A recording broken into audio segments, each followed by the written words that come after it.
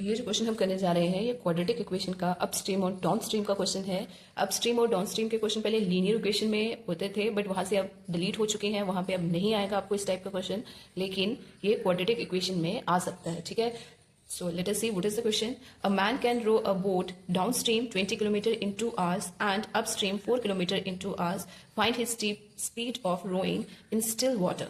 Also find the speed of the stream. ठीक है, तो बेटा क्वेश्चन करने से पहले हम ये देख लेंगे ये स्टिल वाटर क्या होता है, डाउन स्ट्रीम क्या होती है, अप स्ट्रीम क्या होती है। ठीक है, तो सबसे पहले हम लिखेंगे still water. Still water means रुका हुआ पानी। स्टिल वाटर, जब हमारी जो रिवर होगी वो स्टिल होगी, रुकी हुई होगी, और ये बोट है।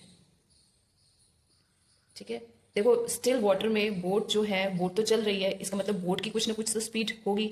Late it B x kilometre per our. Okay, और स्टिल वाटर है, पानी रुका हुआ है, तो पानी की स्पीड कुछ भी नहीं होगी, 0। Got it. नेक्स्ट आ गया अपस्ट्रीम। अपस्ट्रीम में जो पानी है, अपस्ट्रीम में जो पानी है, पानी की डायरेक्शन ये है, ऊपर की तरफ।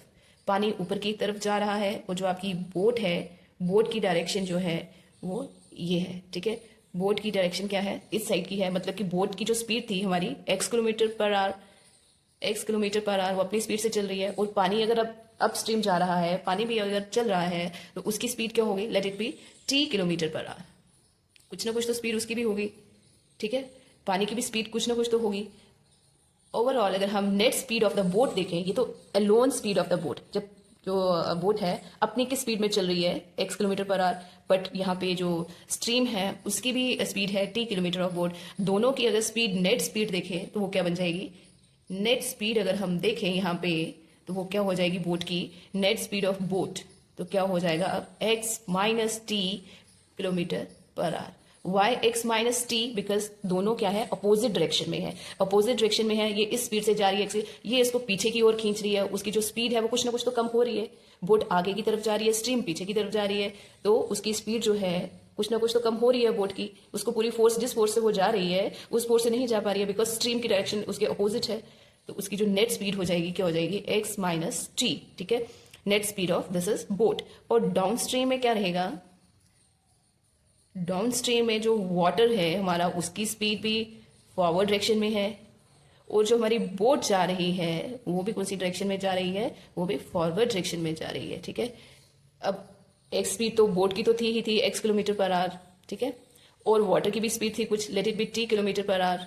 ओके, अब दोनों की अगर स्पीड हम चेक करेंगे, दोनों की नहीं, अगर नेट स्पीड हम बोट की चेक करेंगे, नेट स्पीड अगर हम बोट की चेक करेंगे, तो बेटा अब उसकी जो अपनी स्पीड थी उसको स्ट्रीम भी फोर्स कर रही है आगे जाने के लिए, बोट भी आगे जा रही है, उसकी स्पीड में क्या हो रही है, एडिशन हो रही है, उसकी स्पीड बढ़ रही है, दोनों की सेम डायरेक्शन है, तो x plus T kilometre per our. जो बोट की स्पीड है वो क्या हो रही है, वो भी बढ़ रही है, उसको अब पीछे कोई नहीं खींचता है। जब अप स्ट्रीम था वो स्ट्रीम की डायरेक्शन अपोजिट थी और बोट की डायरेक्शन इधर थी, उसकी डायरेक्शन बैक साइड थी, तो दोनों की स्पीड में कुछ ना कुछ कमी आ रही थी। Means we have to subtract, दोनों सेम डायरेक्शन में चल रहे हैं, तो उसकी जो ऑलरेडी बोट की स्पीड है उसमें कुछ ना कुछ तो एडिशन हो जाएगा, बिकॉज स्ट्रीम की अपनी स्पीड है, उसकी भी स्पीड है, तो वो क्या हो जाएगी, दोनों की स्पीड जो है ऐड हो जाएगी। ठीक है, x plus T kilometre per our. ये रहती है स्टिल वाटर में, आपकी बोट की स्पीड x किलोमीटर रहेगी, जिस स्पीड से वो चल रही है एज इट इज रहेगी।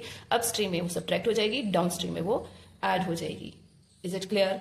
अब हम क्वेश्चन करते हैं, a man can row a boat downstream 20 kilometre in 2 hours. ठीक है, डिस्टेंस कितना दिया है, 20 किलोमीटर, टाइम क्या दिया हुआ है, 2 hours. Distance is equal to 20 kilometre और time is equal to 2 hours. ठीक है, ये हमारा कौन सा है, डाउन स्ट्रीम है, तो हमारी यहाँ पे स्पीड क्या होगी, net speed of the boat क्या होगी, speed of the boat is equal to downstream में स्पीड क्या होगी बोट की, x plus T kilometre per our. ठीक है, ओके, तो हमें डिस्टेंस का फॉर्मूला एज आपने 9th में पढ़ा ही होगा, डिस्टेंस का फॉर्मूला क्या होता है, स्पीड मल्टीप्लाइड बाय टाइम। ठीक है, distance upon speed equal to time. ठीक है, हम ऐसे भी लिख सकते हैं इसको। डिस्टेंस क्या है हमारा, 20 किलोमीटर, अपॉन स्पीड क्या है बोट की x प्लस टी, टाइम क्या गिवन है 2 आवर्स, ठीक है, 2 × 10 = 20, यहाँ पे 1 रह गया, ये इधर चला जाएगा, तो हमारा x plus t is equal to क्या आ जाएगा 10, क्या आ जाएगा 10, x प्लस हमारा t क्या आ गया 10, ठीक है। स्पीड ऑफ द बोट हमारी क्या आ गई 10 km/h इन डाउन स्ट्रीम, ठीक है। अब हम निकालेंगे speed of the boat in up stream, ठीक है। अप स्ट्रीम में, एंड अप स्ट्रीम में क्या था 4 km इन 2 आवर्स, डिस्टेंस था 4 km, टाइम गिवन है 2 आवर्स, और इसमें अप स्ट्रीम में speed of the boat in upstream equal to क्या हो जाएगी, speed of the boat in upstream is x minus t km/h. Again, distance upon speed equal to time implies that d upon s equal to t. What is d? D is 4 here, and x minus t equal to 2. 2 1 2, 2 2 4, ठीक है, which implies that ये cross multiply हो जाएगा, x minus T की value क्या होगी 2. तो बेटा अपस्ट्रीम में बोट की जो स्पीड थी वो क्या थी 2 km/h. अब इन दोनों इक्वेशंस को अगर हम सॉल्व करें तो हमारे पास स्पीड ऑफ द बोट भी आ जाएगा, ठीक है, और स्पीड ऑफ स्ट्रीम भी आ जाएगी.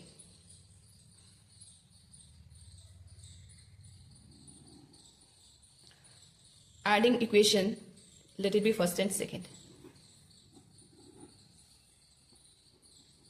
Add first and second.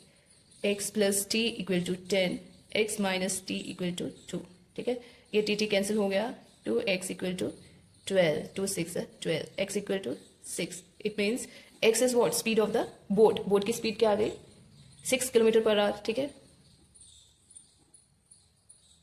Speed of boat equal to 6 km/h. Okay.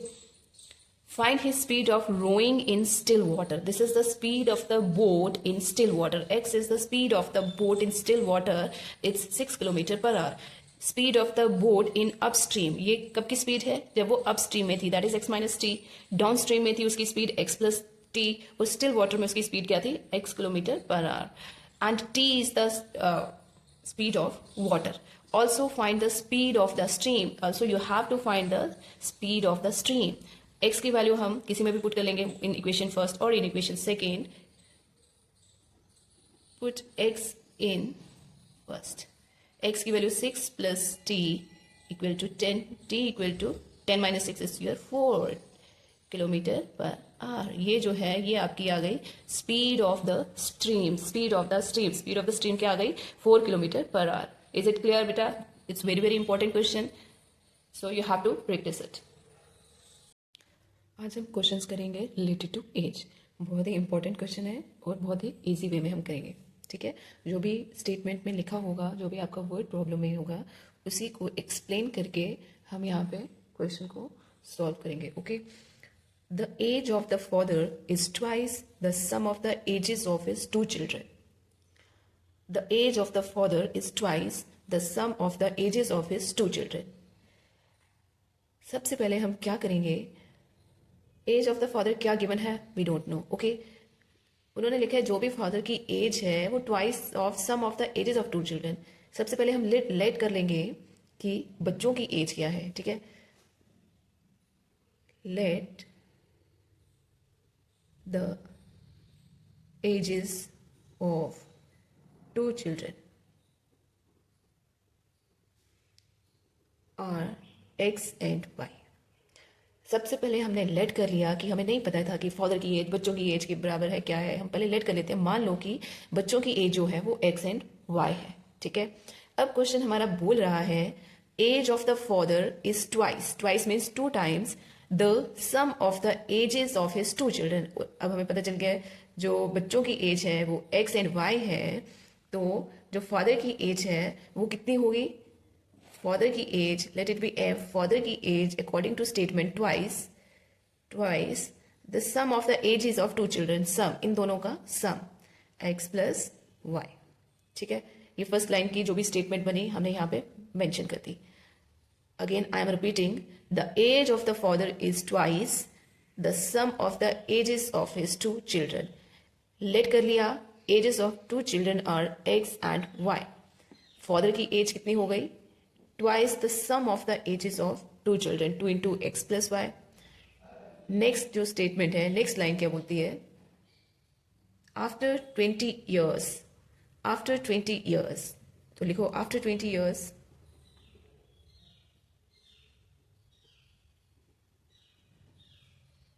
After 20 years जो फादर की एज है, आफ्टर 20 ईयर्स क्या हो जाएगा?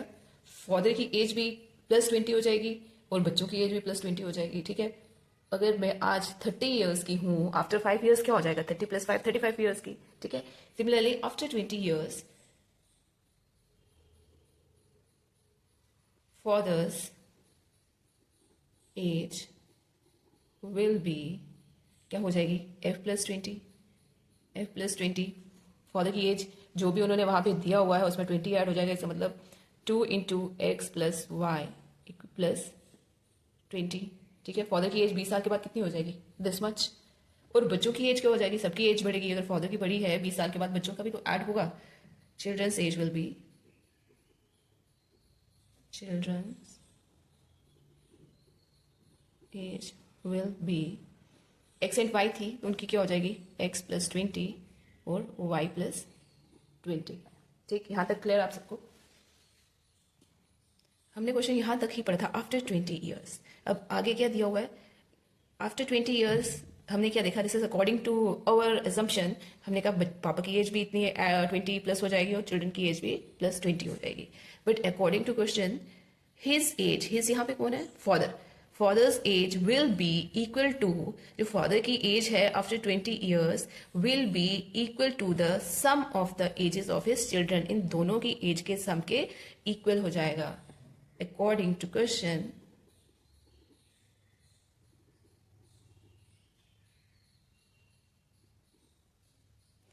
according to question we get his age will be equal to, after 20 years उसकी age क्या थी? 2x plus y plus 20 will be equal to the sum of the ages of his children. After 20 years उसकी बच्चों की age के sum के equal means x plus 20 plus y plus 20. Is it clear? ये सारा का सारा हमारे क्वेश्चन में गिवन था. अब हम सॉल्व करेंगे. Find the age of the father. Okay, now open this bracket. 2x plus 2y plus 20 equal to x plus y, 20 plus 20 plus 40. Okay, x और y हम लेफ्ट साइड पे लेंगे. 2x minus x plus 2y minus y equal to, ये वाला 20 हम right side पे ले जाएंगे. 40 minus 20. ठीक है, ये आ जाएगा आपका. implies that x plus y, 2x minus x is your x, 2y minus y is your y is equal to 40 minus 20 is your 20. x plus y हमारा क्या आ गया? 20. ओके, x plus y हमारा क्या आ गया? 20. अब फादर की as हम कैसे निकालेंगे? हमने फादर की एज जो बताई थी उन्होंने स्टार्टिंग में, तो क्या बताई थी? फादर की एज क्या है? Twice the sum of the ages of the children.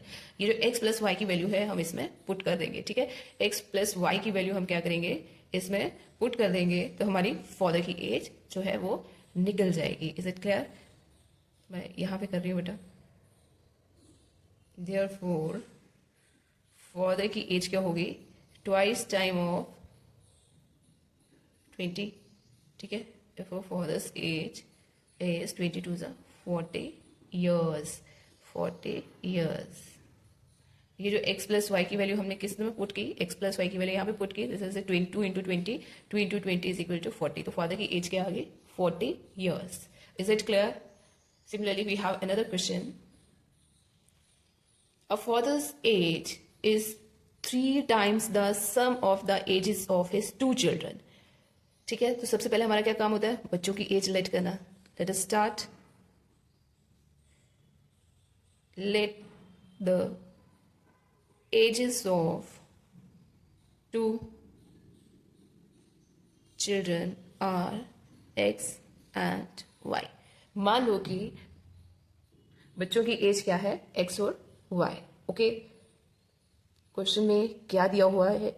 A father's age is 3 times father की एज क्या है 3 times the sum of the ages of his 2 children, 2 बच्चों की एज के सम के बराबर है x प्लस वाई।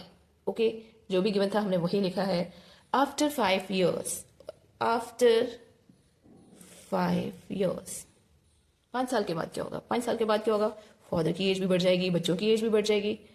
फादर की एज कितनी बढ़ेगी? फादर्स एज विल बी कितनी हो जाएगी? f प्लस 5 हो जाएगी, which is equal to 3 times of x plus y plus 5। Okay, तो बच्चों की एज भी बढ़ेगी, चिल्ड्रंस की एज x और y है तो उनकी x plus 5 and y plus 5 हो जाएगी। Children's age will be x plus 5 हो जाएगी और y प्लस 5 हो जाएगी। ये हमने सिर्फ लिखा आफ्टर 5 years के बाद क्या होगा, but according to question after 5 years his age will be, his is here father, father's age will be 2 times, साथ साथ हम लिखेंगे according to question, according to question his age will be 2 times the sum of their ages, his age 5 साल के बाद, 5 साल के बाद फादर की एज ये है, उन्होंने कहा 5 साल के बाद मतलब कि 3 into x plus y plus 5, ये फादर की एज है 5 साल के बाद। ठीक है, 5 साल के बाद जो फादर की एज है वो कितनी हो जाएगी? 2 times the sum of their ages, their means बच्चों की एज, सम ऑफ इन दोनों का सम ऑफ दियर एजेस। ठीक है, इक्वेशन बन गई हमारी। ये दोनों स्टेप लिखने बहुत इंपॉर्टेंट है। आफ्टर 5 years पापा की एज ये होगी, आफ्टर 5 year बच्चों की एज ये होगी। फिर अकॉर्डिंग टू क्वेश्चन हम सिचुएशन लिखेंगे। कुछ बच्चे क्या करते हैं, कंप्लीट रीड कर लिया, after 5 years his age will be 2 times, यहीं पे आफ्टर 5 years इसको प्लस कर दिया, plus 5 the sum of their 2 times, यहाँ पे 2x प्लस 2y लिख देते हैं, बट आपने इसमें 5 तो ऐड ही नहीं किया। सो पहले हम लिखेंगे आफ्टर 5 years क्या होगा, पापा की एज भी प्लस 5 हो जाएगी, बच्चों की एज भी प्लस 5 हो जाएगी। देन सिचुएशन क्या दी है, his age will be 2 times, जो पापा की एज है बच्चों की एज से 2 गुना उनके सम से ज्यादा है। बन गई इक्वेशन। इक्वेशन बन जाए आपकी तो आप पापा की एज जो है, फादर की एज आप इजिली फाइंड कर सकते हैं। ठीक है, तो now open the bracket, implies that 3x plus 3y plus 5 equal to 2x plus 10 plus 2y plus 10.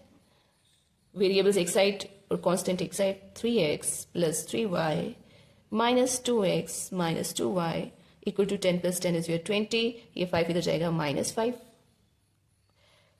3x minus 2x x, 3x minus 2y plus y equal to 20 minus 5 is 15, x plus y means बच्चों की as का सम कितना निकल गया? 15। अब father की as निकालनी है हमें, तो हम किस में पुट करेंगे? इस वाली इक्वेशन में। Let this be equation A. Okay, put in equation A, therefore for f is equal to, father की age is equal to 3 into x plus y. What is your x plus y? It's 15 which is equal to 45. तो जो father की age है वो क्या आ गई? is equal to 45 years. Is it clear? बहुत ही easy question है, स्क्वायरिंग क्वेश्चन है। आपको बस स्टेटमेंट अच्छे से रीड करना है और जो भी गिवन दिया है वो मेंशन करना है, then solve it. It's very easy, you just need to practise it again and again.